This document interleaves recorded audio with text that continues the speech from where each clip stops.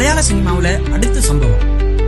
இந்த படத்தோட ட்ரெய்லரை பார்த்ததுல இருந்து இந்த படம் எப்போ ஓடிடில வரும்னு வெயிட் பண்ணிட்டே இருக்கு.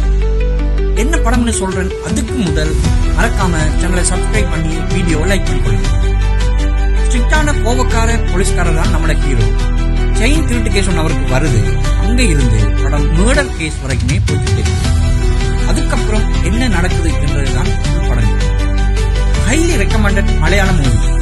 இந்த வருஷத்தோட மலையாள சினிமாவில் பெஸ்ட் கிரைம் த்ரில்லர் மூவின்னு சொல்லலாம்.